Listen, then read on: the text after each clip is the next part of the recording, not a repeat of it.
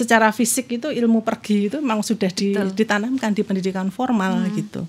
Jadi makanya kenapa mereka akhirnya mengalami gegar budaya ketika pulang lagi ke desa, karena secara fisik mereka sudah nggak ada interaksi. Bagaimana membangun kedekatan emosi kalau secara fisik aja mereka udah nggak pernah tinggal, nggak pernah didekatkan, nggak pernah merasakan inderanya itu, 5 inderanya itu tidak pernah merasakan gitu. Indonesia adalah rumah bagi setiap kelompok dari beragam identitas agama, suku, ras, etnis, gender, dan latar belakang sosial lainnya. Kemajemukan ini harus kita rawat dan kita upayakan terus-menerus. Salah satunya dengan memberi ruang bagi kisah, karya, dan gagasan inspiratif dari banyak tokoh dalam menjaga keindonesiaan. Pendidikan merupakan unsur penting dari kehidupan manusia. Namun, sistem pendidikan yang ada di Indonesia saat ini justru dinilai tidak relevan dengan realitas yang ada. Merespons hal ini, muncul sebuah ide dari Diah Widuretno, penggagas sekolah kontekstual bernama Sekolah Pagesangan di Gunung Kidul, Yogyakarta. Fokus di isu pangan dan pertanian, sekolah ini mampu mendorong pemberdayaan desa dengan mengembangkan potensi yang ada. Bagaimana perjalanan yang ia lalui hingga sampai di titik sekarang? Bersama saya, Kalis Mardiasih, inilah Polgov Talks.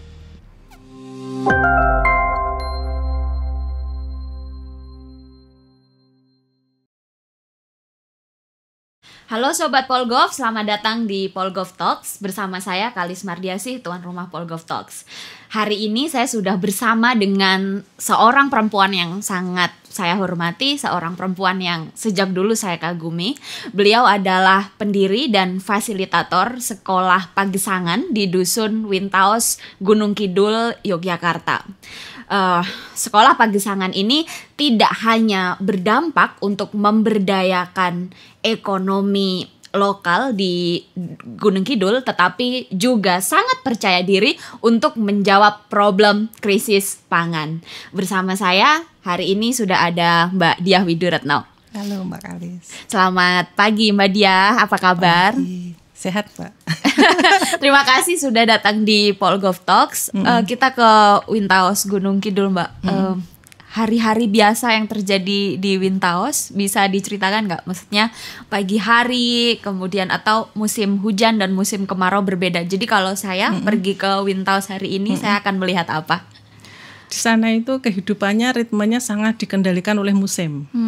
Nah, ada banyak musim di sana, nggak hanya musim hujan, musim panas, tapi musim hujan begini adalah musimnya orang bekerja. Musimnya banyak sekali tenaga yang dicurahkan untuk di ladang gitu. Nah, kalau musim hujan seperti ini itu ada musim panen pari, musim tandur, ada musim dangir, ada musim panen. Nah, sekarang ini lagi musim mempersiapkan musim panen padi gitu. Berapa minggu lagi mungkin musim panen jagung. Minggu yang lalu itu musim panen kacang yang untuk benih gitu. Jadi banyak sekali musim. Jadi ritme kehidupannya memang banyak dipengaruhi oleh alamnya, siklus alam gitu, karena banyak bergantung pada musim hujan dan musim kemarau gitu. Jadi mereka punya strategi khusus untuk menghadapi musim. Jadi mereka karena ditumbuhkan di alam kars ya, alam kars Gunung Kidul itu yang membuat mereka itu menciptakan mekanisme adaptasi terhadap alam supaya bisa survive dengan cara menerapkan awalnya itu mungkin beberapa generasi sebelum sekarang itu, generasi sebelum 60 itu masih kuat budaya subsistennya. Jadi memproduksi pangan sendiri karena punya latar belakang alam seperti itu ya. Jadi mereka menciptakan sistem mengembangkan budaya pangan yang sangat khas Gunung Kidul bagian barat, di mana ketergantungan pada air hujan itu sangat tinggi. Pengetahuan tentang pangan, itu pengetahuan lokal, kearifan lokal tentang pangan itu tumbuh seiring generasi dari generasi ke generasi dikembangkan, jadi tumbuh berdasarkan berbasiskan budaya yang mereka kembangkan di situ gitu. Yang budaya itu kan menyikapi kondisi alamnya ya.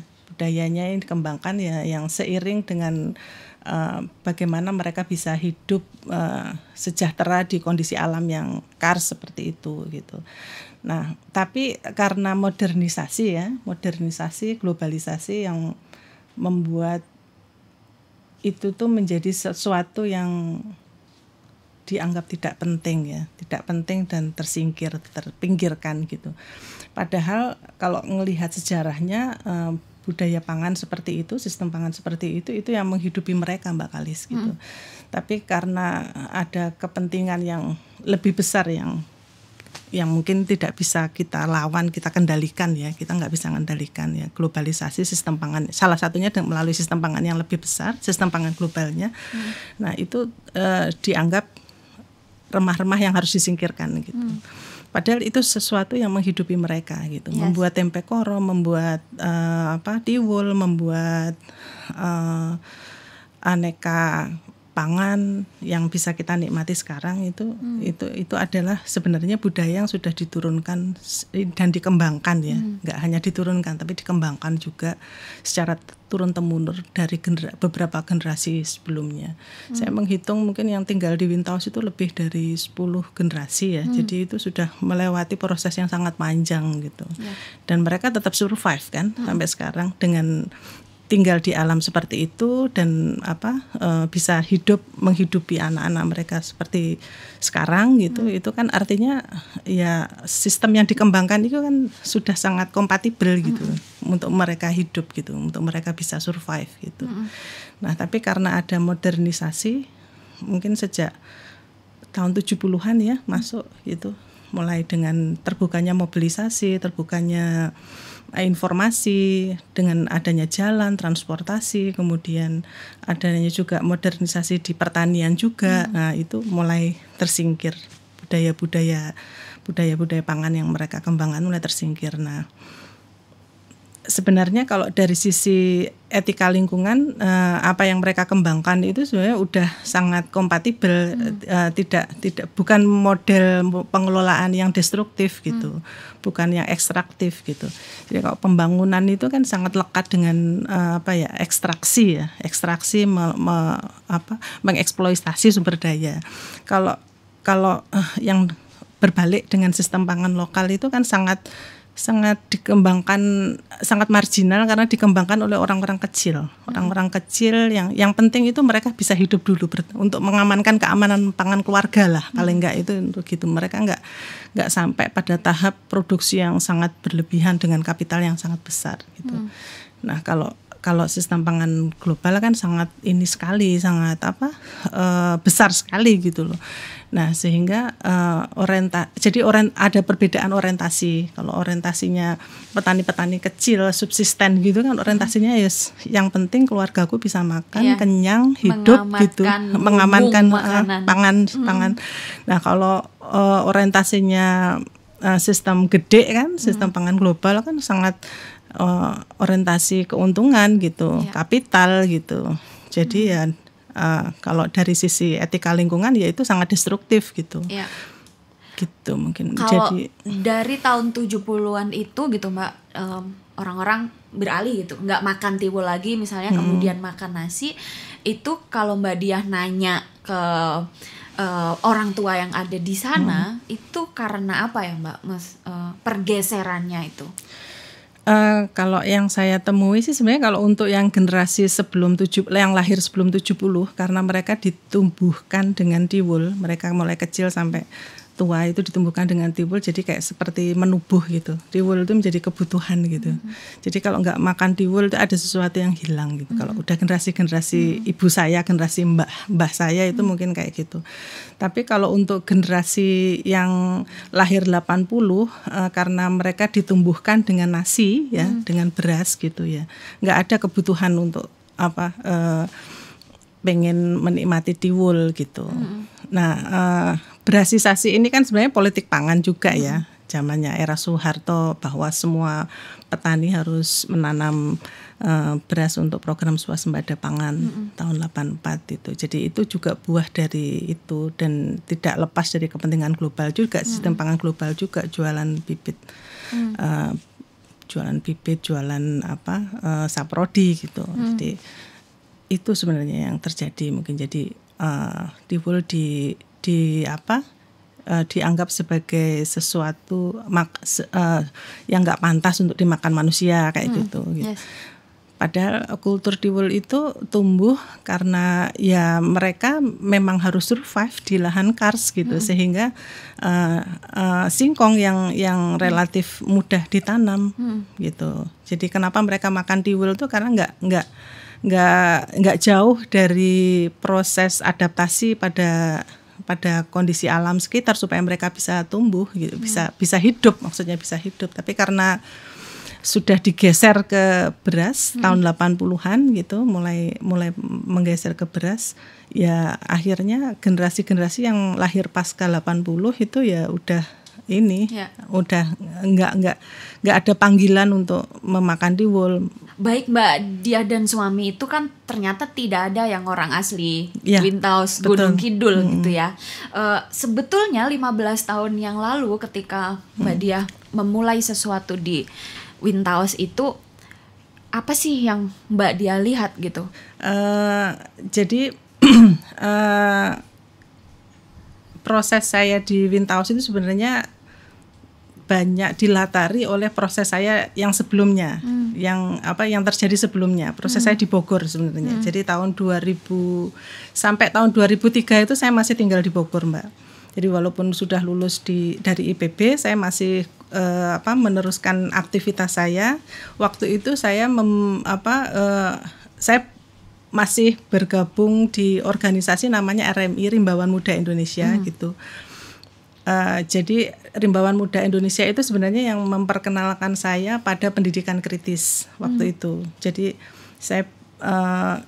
saya itu dulu waktu mahasiswa itu kan karena harus bekerja, Mbak, karena kondisi perekonomian keluarga pasca bapak saya meninggal tahun 98 itu saya sejak tahun 97 itu saya udah harus bekerja gitu, harus bekerja, dan saya apa yang bisa saya lakukan. Jadi waktu itu menjadi mahasiswa biologi itu jadwalnya ketat. Yang paling bisa saya lakukan untuk menghasilkan uang itu adalah mengajar privat waktu itu.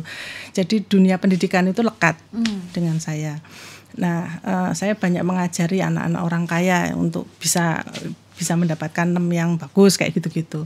Tapi di satu sisi saya tinggal di kos yang namanya Bafak, Mbak, perkampungan kumuh di situ. Nah, ada satu hal yang menarik itu.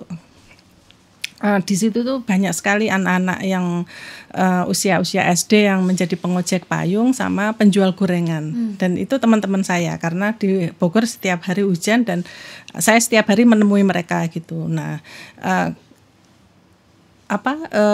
awalnya mereka nggak bisa memberikan kembalian. Jadi mereka punya masalah dengan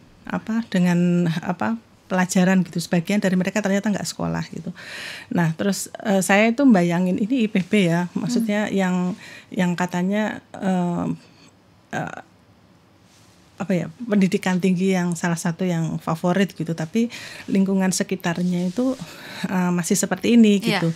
Jadi sebenarnya saya itu baru tahu kalau itu adalah persoalan kelas, persoalan struktural, kekerasan struktural gitu-gitu, saya baru sadar. Tapi waktu itu saya kok bisa ya ada perguruan tinggi yang dihadiri oleh mahasiswa dari seluruh Indonesia, bergengsi, tapi banyak yang nggak bisa menghitung di lingkungan terdekatnya gitu loh. Kok ada ya seperti ini gitu loh. Nah, itu pertama itu menjadi kegelisahan buat saya. Berarti apa sebenarnya yang seharusnya itu pendidikan itu kontribusikan gitu. Itu pertanyaan awal saya tahun 97, Mbak Kalis. Nah, terus saya nggak berusaha ini, tapi naluri saya mengatakan saya harus membantu anak-anak ini. Itu aja yang saya pikirkan waktu itu. Nah, setelah saya bergabung di RMI, saya baru bisa mulai mengartikulasi apa yang saya lakukan menjadi relawan buat anak-anak pengojek payung sama penjual gorengan itu. Oh, ini ternyata ada ini ya, ada kekerasan struktural terhadap ini ya, terhadap melalui pendidikan kayak gitu-gitu. Jadi aku belajar mengartikulasi itu di situ setelah saya belajar tentang, jadi ada di RMI itu dulu ada menginisiasi pendidikan kritis untuk perempuan waktu itu di desa-desa. Nah, itu saya tuh ngerasa kok banget gitu, tune in banget di situ tuh. Saya ada banyak kegelisahan saya yang waktu mahasiswa itu bisa saya coba, belum terjawab, tapi bisa coba saya pikirkan ulang gitu. Saya gelisahkan ulang gitu. Oh, di sini nyambung ya. Pertanyaan saya tentang pendidikan waktu itu kayak gini ya. Oh, ternyata pendidikan itu tuh harus ada kaitannya dengan kehidupan ya. Gitu-gitu. Saya mulai mikir-mikir itu. Akhirnya itu yang membawa saya untuk menemukan buku-bukunya Freire yang itu juga nggak dipelajari di biologi gitu. Jadi, ternyata begini ya gitu. Terus bagaimana Nah, pertanyaan selanjutnya itu kan itu baru kalau baca bukunya Freire yang saya tangkap kan dia nggak pernah ngomongin tentang tips praksisnya kayak gimana gitu. Itu kan harus kita lakukan sendiri ya gitu. Nah, itu yang jadi kegelisahan saya. Lah terus gimana ini mewujudkan pendidikan yang memanusiakan itu seperti apa gitu. Nah, kesempatan saya itu ketika saya menjadi relawannya RMI itu gitu. Terus saya banyak bergaul di desa-desa. Oh, orang desa itu mikirnya gini ya. Ini gini. Oh, pantesan sering nggak nyambung apa yang saya pelajari gitu. Ngomongin pertanian di universitas sama ngomongin pertanian sama petani-petani di desa ini sering nggak nyambung itu karena begini gitu. Nah, makanya harus ada proses untuk mendefinisikan atau harus ada jembatannya gitu loh. Itu kan sangat berkelas sekali ya di apa yang kita pelajari walaupun sama-sama ngomongin pertanian tapi orientasinya itu beda banget gitu loh Mbak. Ketika pindah ke Jogja memang saya banyak menjadi relawan teman-teman aktivis di Jogja tahun 2003 itu, tapi mereka itu mengenal saya sebagai orang yang sangat excited ketika diajak ngobrol tentang pendidikan gitu. Mata saya bisa berbinar-binar, saya bisa ngobrol sampai berjam-jam gitu. Nah, jadi ketika ada tawaran-tawaran yang berhubungan dengan pendidikan kritis, tentang pendidikan gitu itu saya itu sangat mesti mau bantu gitu dengan. Nah, akhirnya ada satu teman yang waktu itu ingin dibantu membuat program pendidikan di Gunung Kidul gitu. Nah, saya sebelumnya pernah bantuin riset Save the Children untuk pendidikan juga di Gunung Kidul gitu, di desa-desa. Jadi sedikit gitu aku tahu sedikit tentang Gunung Kidul. Nah, kayaknya menarik nih untuk bikin program pendidikan, tapi statusnya relawan ya ini gitu-gitu. Jadi ajakan teman saya itu menarik buat saya. Ya itu awalnya seperti itu. Jadi tidak berangkat dengan ambisi apa-apa sebenarnya akan membuat perubahan, akan memberdayakan, sama sekali nggak ada bayangan. Bayangan saya adalah melanjutkan apa yang sudah saya inisiasi di Bogor. Saya ingin mencari jawab bagaimana pendidikan yang memanusiakan itu gitu. Jadi balik lagi ke kekerasan struktural pendidikan yang dilakukan oleh negara ini kepada orang-orang di Gunung Kidul itu apa Mbak? Akhirnya ketika sudah menemukan jawaban itu. Saya nggak tahu ya itu frase yang tepat atau enggak ya untuk konteks Gunung Kidul ya. Tapi ada banyak hal yang menurut saya seharusnya tidak seperti itu gitu, tidak harus seperti itu gitu, dan ini kekerasannya itu sebenarnya nggak hanya dilakukan negara, itu sistem yang mengendalikan tuh lebih dari negara kali Mbak ya. Jadi sistem global itu tadi gitu loh. Jadi negara sendiri nggak bisa merubah itu, nggak berdaya karena kekuatan kapital. Jadi ada yang mengendalikan lebih dari negara gitu. Kalau menurut saya sih. Jadi aku mungkin frase kekerasan struktural mungkin iya, tapi maksudnya bukan oleh negara mungkin ya gitu kalau menurutku ya, karena negara sendiri mungkin juga nggak berdaya gitu. Ya ini obrolan yang sangat absurd ya, Pak. Ya.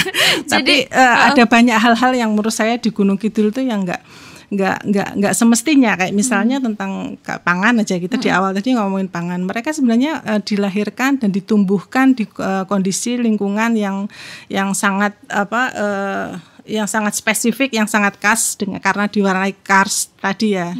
Kars itu membuat mereka nggak bisa punya sumur, nggak punya sungai-sungai di atas lahan. Maksudnya di atas permukaan tanah itu nggak punya, Mbak. Sehingga sumber air itu hanya ada 2, air hujan sama telaga gitu. Nah dengan demikian tapi kok mereka bertani semua ya gitu. Uniknya itu bertani semua. Nah karena dia ditumbuhkan di kultur seperti itu, maka mereka harus mengadakan sendiri pangan mereka. Mereka akan merasa ayem ketika mereka sudah punya pangan dan punya stok pangan hingga panen ke depan gitu. Nah berturun-turun mereka bisa hidup, bisa tumbuh, berkembang, ayem, tentrem dengan sistem seperti itu. Nah, aku bilang ada sistem yang lebih besar lagi, itu yang mencoba merubah itu semua.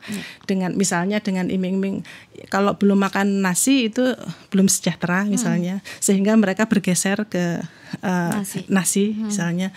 Kalau belum makan gandum itu berarti belum makan roti, itu belum modern gitu, belum gaul.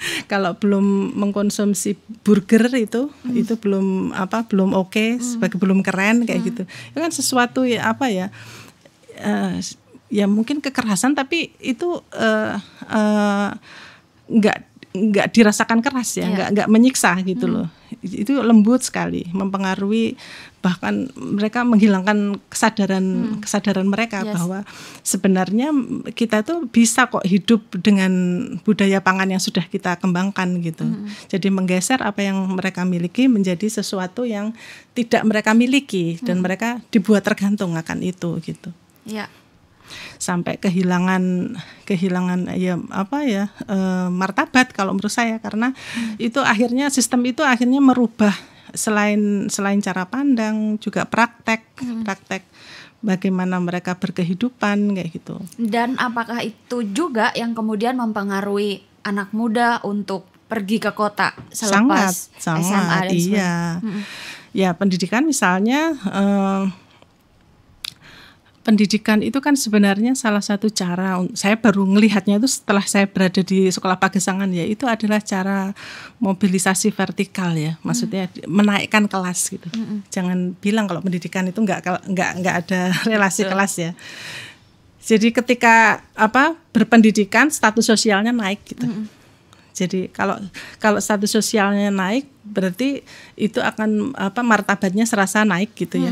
Dan akan menjadi lebih sejahtera ketika itu gitu, ketika menempuh jalur itu gitu.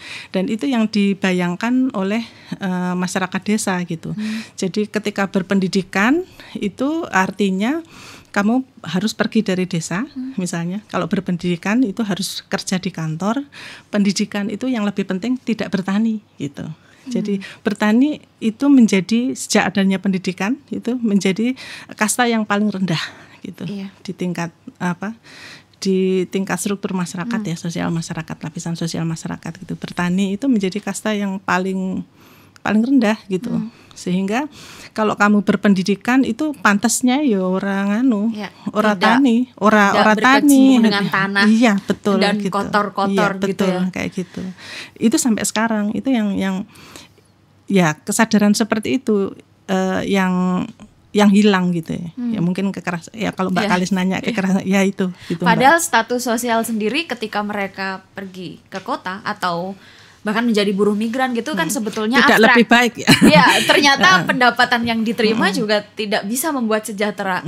Karena imajinasi kesejahteraan di kota itu kan digambarkan dengan fashion yang standar fashion seperti ini, terus standar penampilan seperti ini, standar look ya.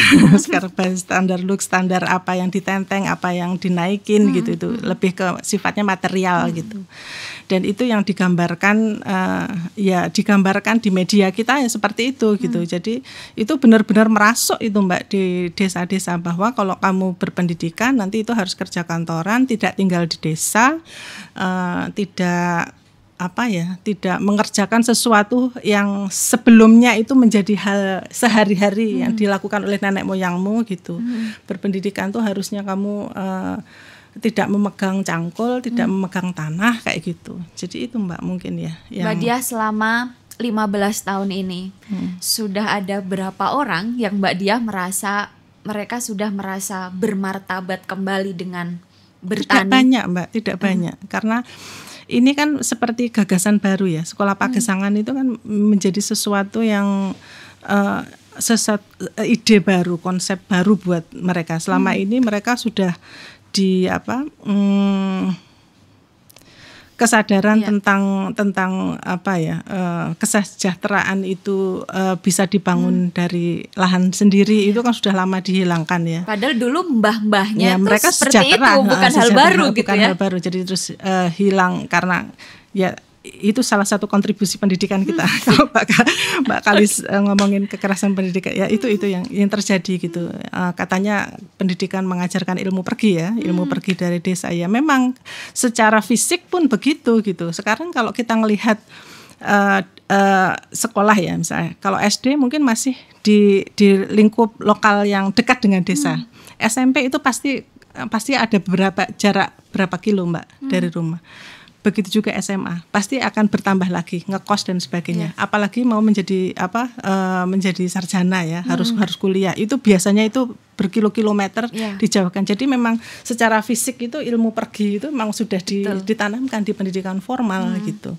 Jadi makanya kenapa mereka akhirnya mengalami gegar budaya ketika pulang lagi ke desa, karena secara fisik mereka sudah nggak ada interaksi. Bagaimana membangun kedekatan emosi kalau secara fisik aja mereka udah nggak pernah tinggal, nggak pernah didekatkan, nggak pernah merasakan, inderanya itu 5 inderanya itu tidak pernah merasakan gitu.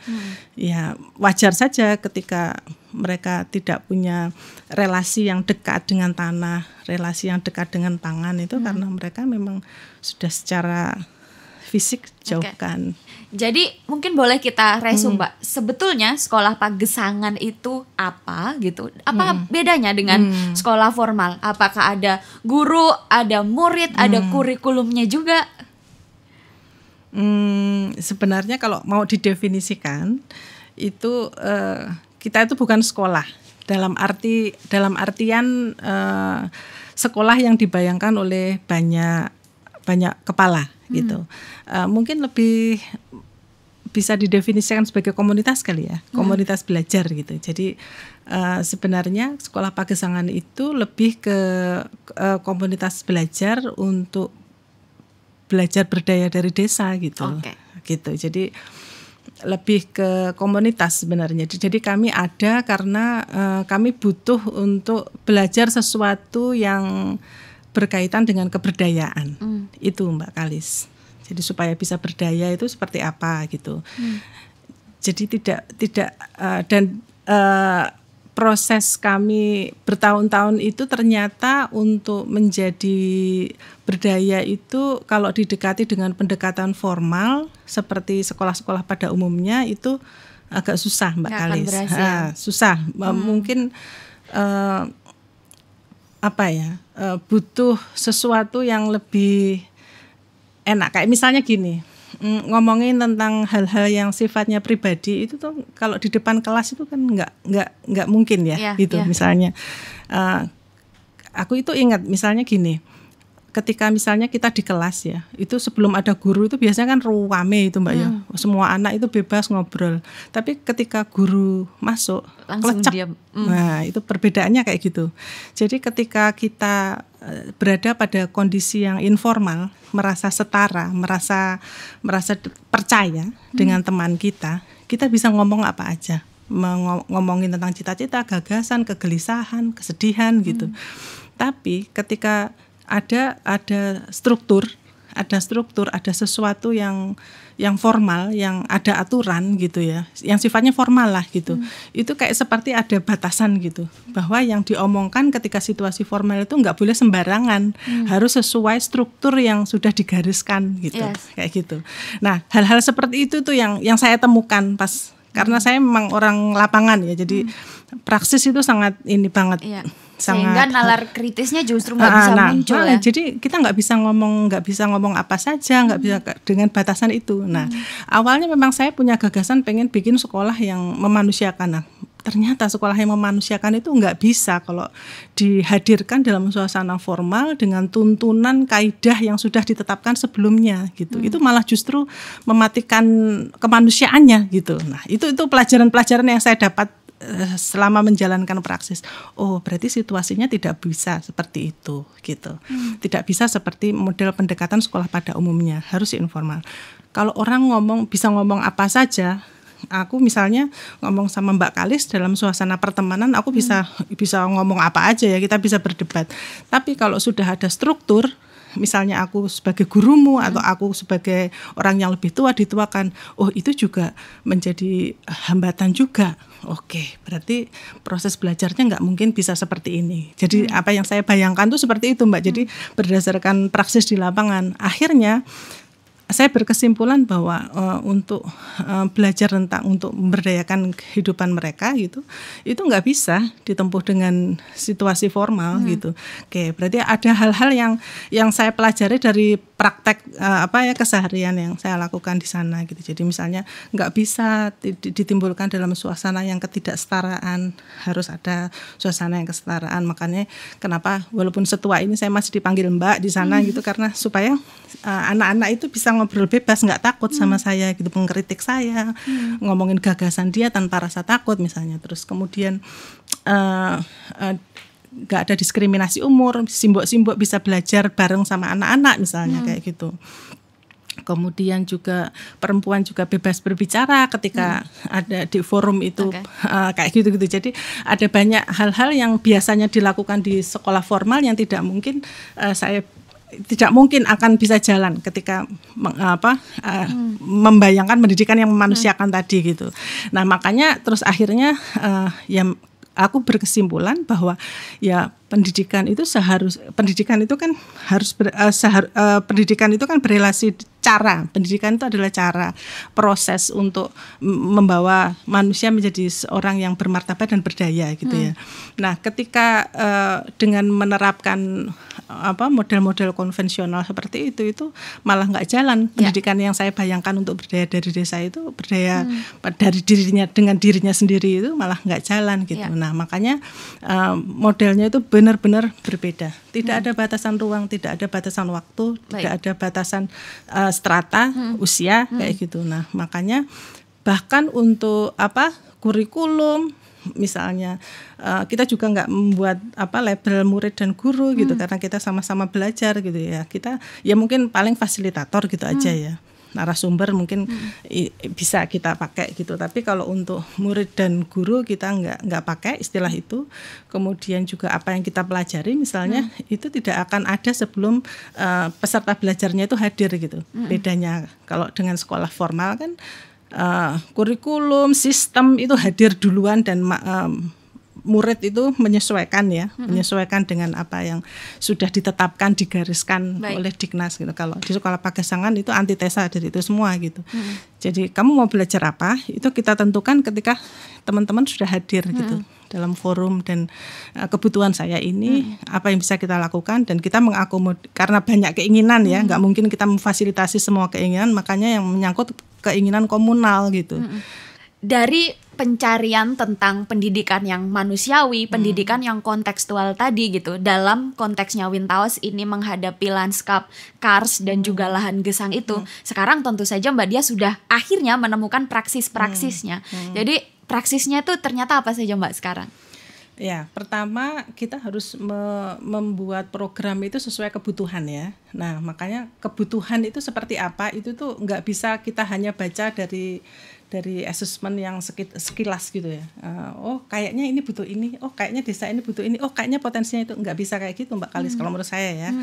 Benar-benar menjawab kebutuhan mereka itu kita memang harus benar-benar riset partisipatoris namanya gitu. Jadi kita basisnya itu memang riset yang partisipatif gitu. Partisipatif karena apa? Karena kita menggali kebutuhan aja itu tuh harus dijalankan dengan penelitian bersama masyarakat sendiri untuk tahu kebutuhan. Jadi biar yang nggak ketemu, yang muncul kan nggak yang hal-hal yang klise gitu loh, hal-hal yang kayaknya oh kayaknya ini ya gitu, enggak. Jadi benar-benar kita kembangkan riset partisipatif yang tidak hanya melibatkan orang tua saja, tapi juga anak-anak. Nah, basisnya itu. Nah, akhirnya kebutuhan itu tuh mulai digali dari hal-hal yang terdekat. Nah, ternyata hal-hal yang terdekat dengan mereka itu kan yang banyak berhubungan dengan pertanian ya, mengolah pangan, memproduksi pangan gitu, memproduksi dari lahan, kemudian mengolahnya gitu. Nah, maka riset yang kita kembangkan juga yang banyak bertemakan dengan riset-riset pangan gitu, mulai dari riset potensi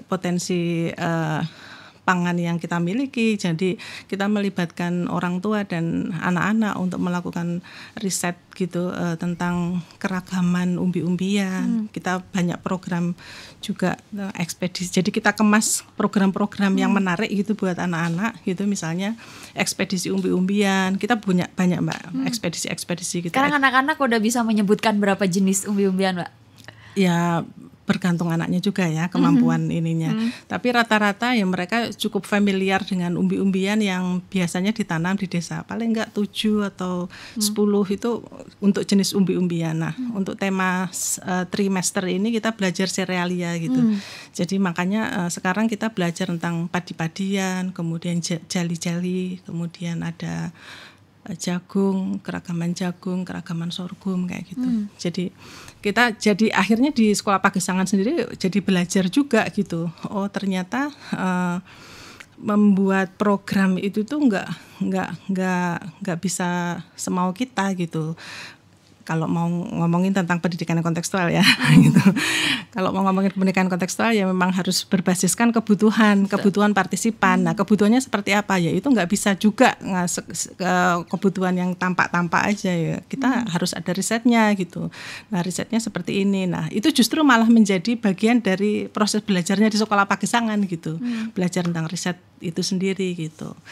Tapi bukan berarti ini ya, maksudnya pengarsipan dan riset itu menjadi tujuan gitu. Itu hanya sebagai alat Mbak Kalis gitu. Alat yang kita pakai untuk membangun kesadaran gitu. Jadi tujuan akhirnya itu sebenarnya kesadaran dia sebagai manusia gitu, kesadaran dia punya potensi ini, sadar bahwa saya orang desa dan punya identitas seperti ini gitu. Itu yang kita ingin membawa martabat kembali sebagai orang desa. Sebagai orang desa itu kamu nggak perlu malu dengan identitas yang kamu emban gitu, karena kamu ditumbuhkan, dilahirkan dengan akar budaya yang seperti ini gitu. Tidak ada yang salah dari budayamu gitu.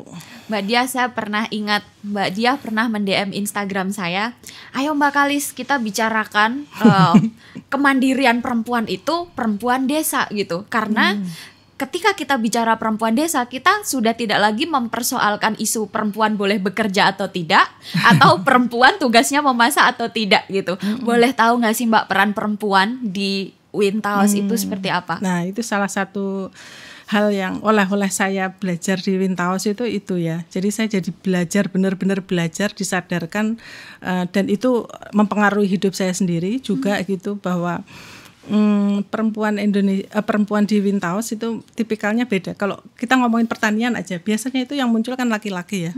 Petani itu biasa identik dengan laki-laki. Kalau di Wintaos itu petani itu identik perempuan, karena dia yang menguasai, yang memegang otoritas dari ladang ke pesucen sampai ke meja makan. Itu semuanya yang ngatur perempuan gitu. Itu setelah saya riset ya. Jadi tidak hanya melihat sekilas gitu. Jadi saya banyak ngobrol dengan mulai generasi yang lahir tahun 50-an sampai perempuan generasi yang lahir 2000-an gitu. Dan khususnya generasi yang masih punya ikatan dengan tanah ya gitu. Generasi maksudnya generasi yang ikatan dengan tanah itu maksudnya mereka memang dari kecil ditumbuhkan, dibesarkan dari lahan itu, dilibatkan bertani itu mulai dari mereka kecil gitu. Jadi mereka memang dididik untuk mengelola tanah itu bukan hanya sebagai komoditas gitu, tapi tanah itu artinya perut. Perut itu yang mengendalikan manusia gitu. Jadi dan itu peran perempuan gitu.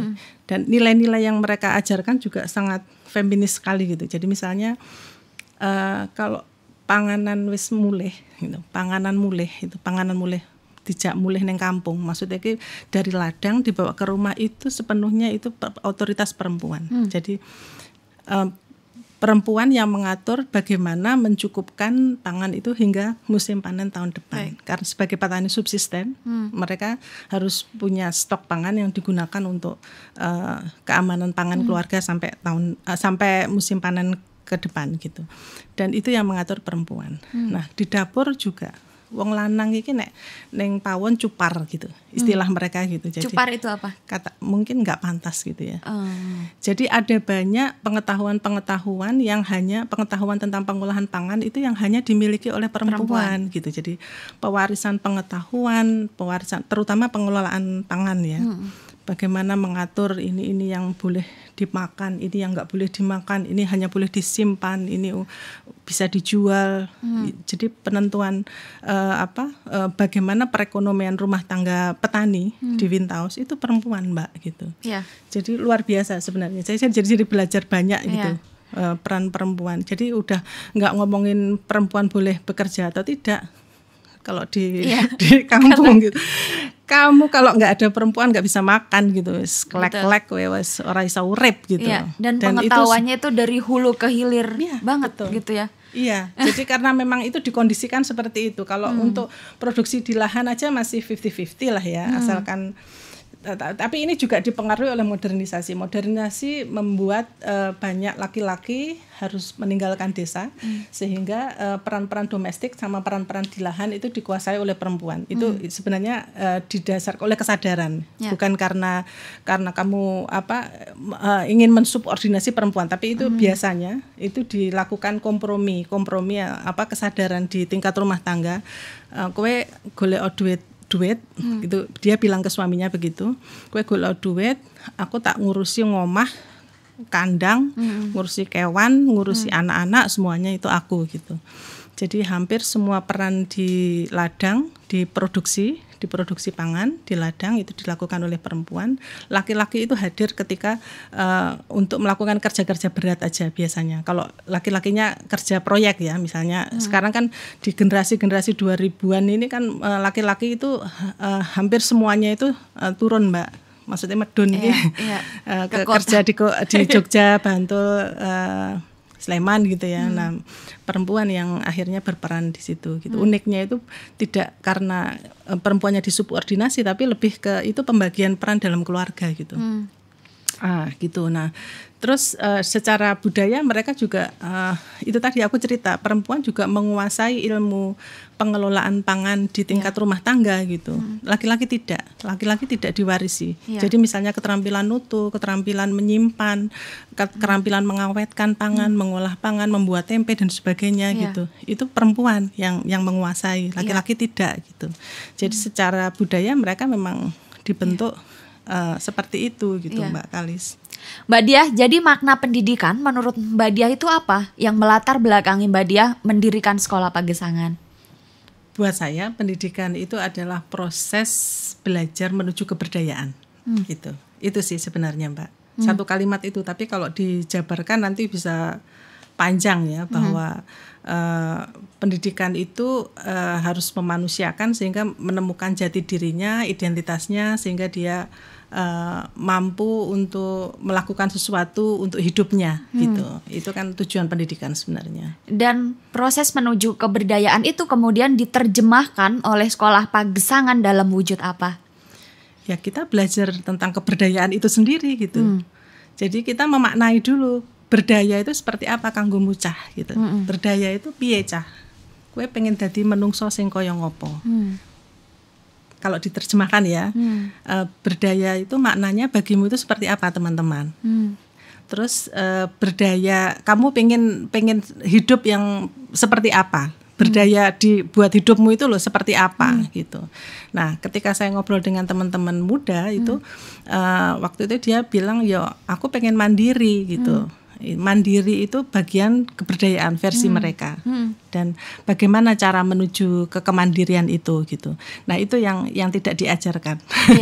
Rata-rata nggak diajarkan di sekolah formal gitu. Jadi ketika saya jumpai di beberapa teman itu bilang sekolah ki yen ora dadi priyayi rugi gitu. Jadi sekolah itu hanya untuk kaum priyayi gitu. Kalau untuk kaum jelata seperti kita itu tuh akan rugi kalau kita menempuh pendidikan formal gitu, tapi kita tidak menjadi priyayi gitu. Nah, makanya berarti harus ada pendidikan yang lebih spesifik untuk kaum jelata ini seperti apa gitu, karena harus didasari keberdayaan, kemandirian versi mereka itu seperti apa gitu. Jadi proses awal yang saya lakukan bersama teman-teman itu adalah menemukan makna keberdayaan, makna kemandirian bagi mereka itu seperti apa, kehidupan seperti apa yang mereka inginkan gitu. Jadi kegiatan dan kerja-kerja apa yang sekarang mewujudkan bayangan mereka akan kemandirian itu, Mbak? Jadi kayak untuk konteks di Wintaus, karena jadi pendidikan kontekstual itu seharusnya dekat. Jadi kita pakai pendidikan kontekstual untuk menjadi cara kita menuju keberdayaan, Mbak Kalis. Nah, dalam pendidikan kontekstual itu mensyaratkan sesuatu yang dekat dengan kehidupan kita, dengan sesuatu rutinitas yang dekat dengan kehidupan kita, hal-hal atau rutinitas yang dekat dengan kehidupan kita sehari-hari. Nah, kebudayaan yang sangat kuat melingkupi kehidupan sehari-hari itu adalah budaya bertani. Mulai dari memproduksi tani itu tidak hanya menanam saja, tapi bagaimana menghasilkan pangan di ladang, kemudian mendistribusikannya, dan bagaimana mengolahnya di meja makan gitu. Jadi pangan itu panjang sebenarnya rutenya gitu. Nah, proses-proses membangun keberdayaan itu untuk konteks teman-teman sekolah Pagesangan di Gunung Kidul Wintaos gitu, itu ya harusnya dekat dengan proses-proses itu gitu. Karena kita pakai pendidikan yang menyambungkan dengan realita kehidupan sehari-hari tadi gitu. Nah, makanya secara teknis apa yang kita pelajari itu tidak jauh dari rutinitas sehari-hari, dari kehidupan sehari-hari.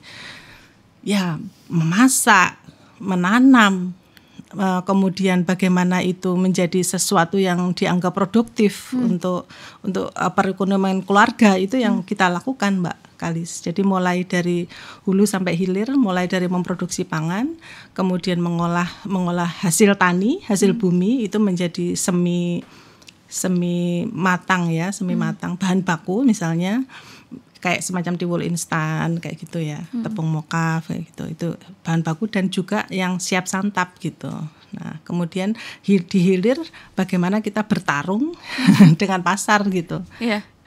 Menjadi alternatif kegiatan yang tidak hanya menghidupi diri sendiri tapi juga menghidupi keluarga dan komunitas gitu akhirnya. Nah, itu makna keberdayaan. Belajar keberdayaan di sekolah Pagesangan itu secara teknis seperti itu gitu. Mbak Diah, ide gila gak sih ketika dulu berpikiran bisa berhasil menjual tiwul instan, tepung mokaf, tempe koros segala macam, sedangkan orang-orang kan tidak berminat dengan hal itu. Banget. Itu gimana? Gila banget, Mbak. Bisa nggak ya bertarung dengan di tengah pasar bebas seperti ini dengan sesuatu yang jadul sekali gitu, yang hanya nenek kita yang konsumsi, anak-anak muda sekarang nggak bakalan mau gitu. Tapi terus saya belajar sesuatu. Kita itu kan sebenarnya nggak jualan, nggak hanya sekedar jualan produk gitu. Kita jualan value gitu.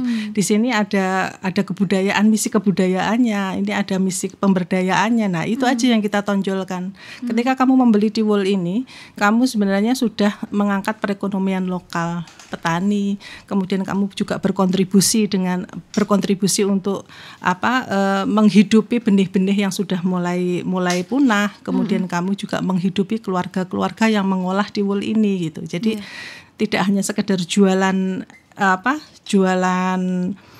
produk gitu loh, tapi kita jualan gagasannya gitu loh, Mbak, bahwa ini kita juga menimbulkan rasa bahwa kalau kamu mau jadi pahlawan gitu, kamu cukup dengan membeli produk-produk pangan lokal ini gitu. Karena dengan kamu membeli, misalnya kamu akan berkontribusi buat kesejahteraan orang-orang lokal yang memproduksi ini. Jadi kita ngomongin tentang isu pemberdayaan, isu penguatan perekonomian lokal kayak gitu.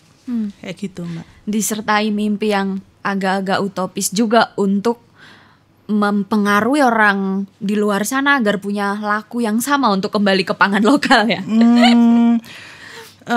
Ya, utopis itu kan sebenarnya ini ya juga itu bagian dari kolonisasi pengetahuan juga gitu. Jadi kita berusaha ngelawan itu bahwa ini sebenarnya sesuatu yang realistis, justru yang paling realistis yang bisa kita lakukan.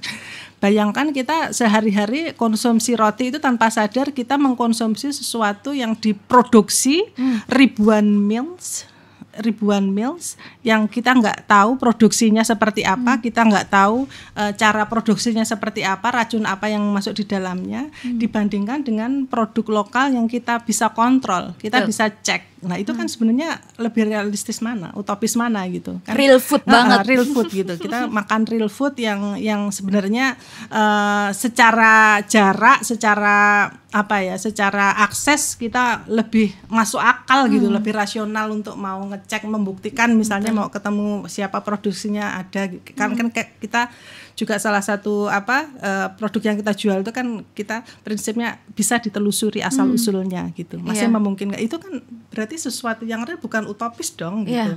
Kamu mau ngecek produksi gandum di Australia, kamu harus ke sana dulu gitu. Dan itu sangat rumit sekali mau ngeceknya dibandingkan kamu ngecek datang ke Gunung Kidul, saya tunjukin petaninya siapa, namanya by name, by address gitu.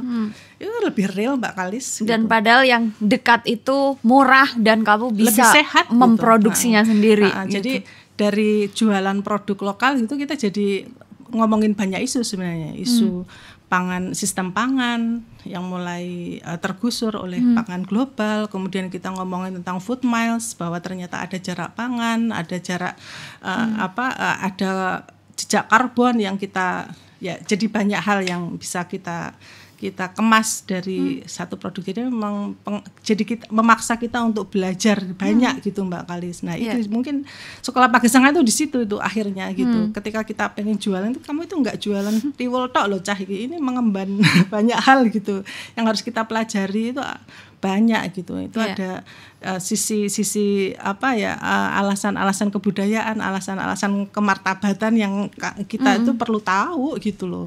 Gitu, Mbak. Dan jargon-jargon pendidikan hari ini gitu ya Mbak, misalnya kayak metaverse, istilah-istilah yang sangat abstrak itu gitu ya, ternyata itu tidak membuat orang bisa berdaya dari desa. Karena kalau ngomongin pendidikan kontekstual, ternyata mungkin itu nggak nyambung atau gimana. Jadi kalau bicara berdaya dari desa, sebetulnya keterampilan apa sih Mbak yang harus dimiliki anak-anak muda? Ya pertama itu ya dia hal yang paling mendasar itu pemahaman tentang identitas dia gitu. Ya setiap orang itu harus punya identitas gitu. Kamu itu berasal di mana, akar budayamu seperti apa gitu. Kalau dia nggak sadar tentang identitasnya gitu, mau ngomongin apa aja itu nggak bakal nyambung Mbak. Gitu. Betul. Dan kalau bicara pertanian juga, kondisi di Gunung Kidul berbeda dengan lahan yang lain. Betul. Gitu kan? Nanti akan ke situ juga akhirnya gitu. Tapi yang pertama itu dia harus kenal dulu identitas dia itu siapa gitu. Harus dijawab dulu, itu yang pertama. Terus kemudian yang kedua ya pemahaman tentang apa yang ada di sekitarnya. Jadi dia harus belajar untuk awas gitu ya. Belajar untuk, itu skill Mbak itu. Menjadi awas, menjadi tidak cuek, tidak acuh pada apa yang terjadi di sekitarnya. Dan itu tidak dilatih oleh pendidikan formal kita gitu untuk mengamati hal-hal detail. Itu ternyata luar biasa itu. Kepentingannya itu penting banget gitu. Itu skill seperti itu.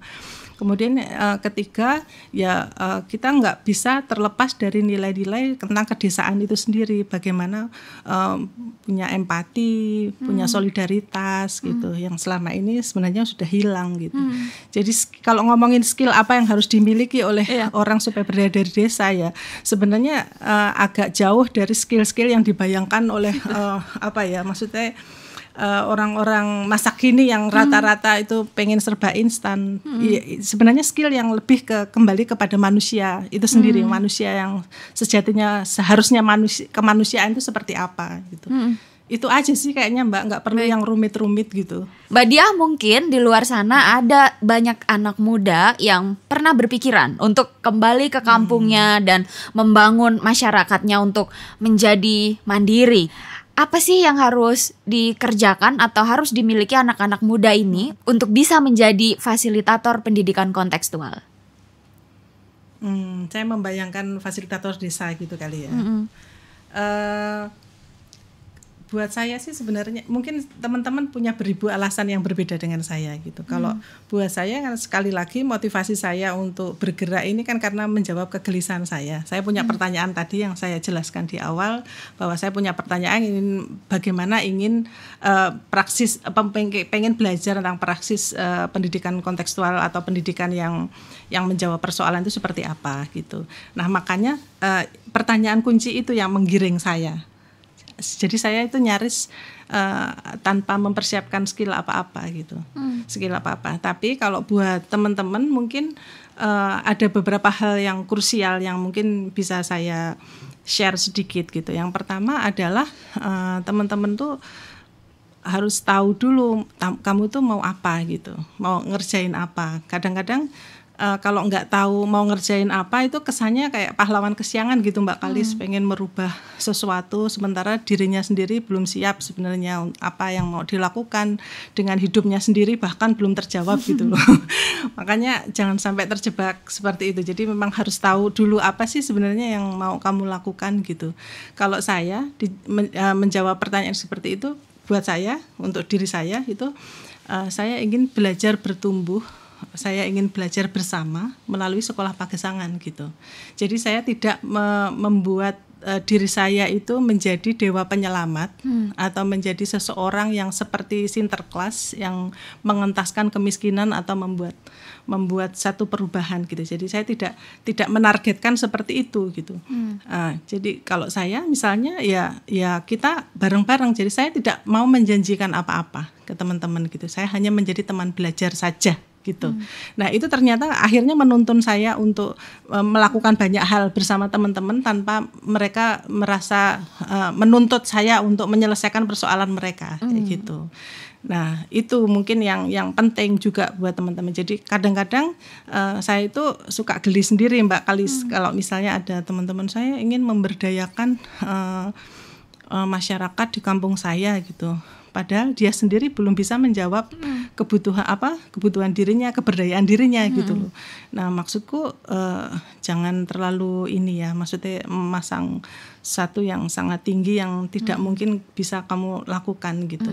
Ya, mencoba melakukan hal-hal yang realistis gitu. Itu yang pertama sih kalau buat saya Mbak Kalis. Jadi tahu yang kita mau, jelas gitu, dan itu dikomunikasikan juga ke masyarakat bahwa saya sekarang ini posisi saya itu sebagai teman, sebagai teman belajar gitu. Jadi jangan mengharapkan saya nanti akan membuat perubahan dalam hidupmu yang bisa perubahan yang membuat perubahan hidupmu itu kamu sendiri gitu. Tapi saya mau menemani gitu. Saya mau jadi teman berdiskusi gitu. Saya juga nanti akan belajar juga dari proses kamu gitu.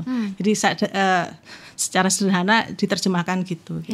Nah, dengan begitu itu kita sebagai fasilitator itu nggak punya beban gitu ya. Beban bahwa saya harus merubah satu kaum gitu.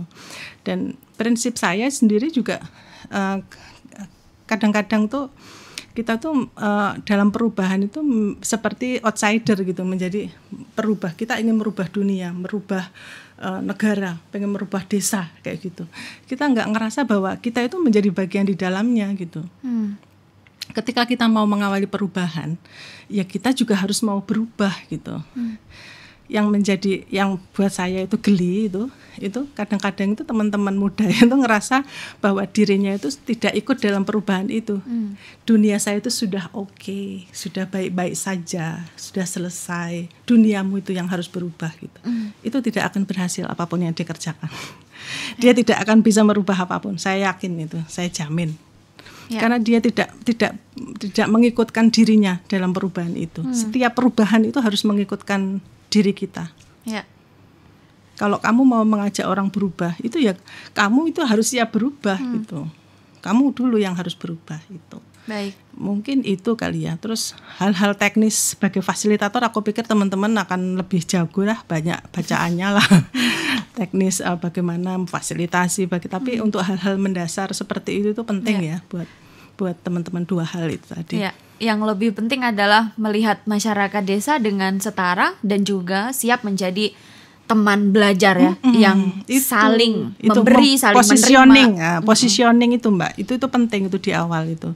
Ketika kamu sudah meletakkan dirimu itu lebih tinggi dari mereka, misalnya aku ingin menjadi pembaharu, saya itu tidak pernah mengklaim atau menamai diri saya pemberdaya masyarakat, itu kata-kata yang tidak pernah saya sematkan pada diri saya gitu Mbak.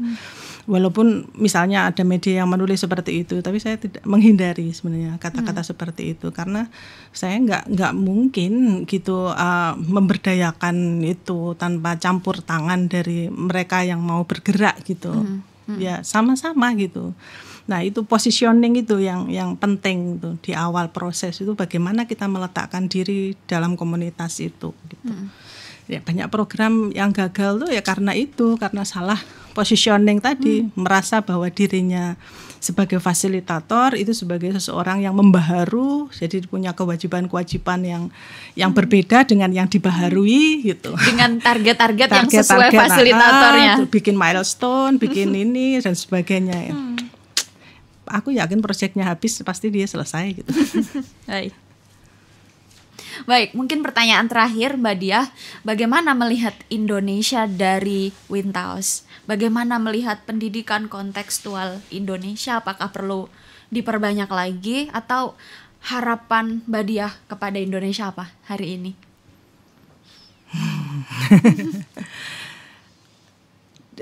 Sebenarnya dari awal tuh aku tuh nggak ngebayangin bahwa apa yang aku lakukan ini mau mengkritisi sesuatu atau mengkritisi sistem, walaupun pada prakteknya terus akhirnya itu menjadi praksis yang mengkritisi itu ya gitu, tapi tidak disengajakan. Mungkin itu awalnya seperti yang saya ceritakan tadi, hanya ingin menjawab kegelisahan saya bahwa kita tuh butuh sebenarnya model pendidikan yang bisa menjawab persoalan, model pendidikan yang menjawab kebutuhan kemanusiaan kita, kayak gitu. Itu aja sih Mbak Kali sebenarnya. Baik. Jadi niat awalnya itu tidak ingin kayak membuat perubahan, merubah Indonesia itu terlalu.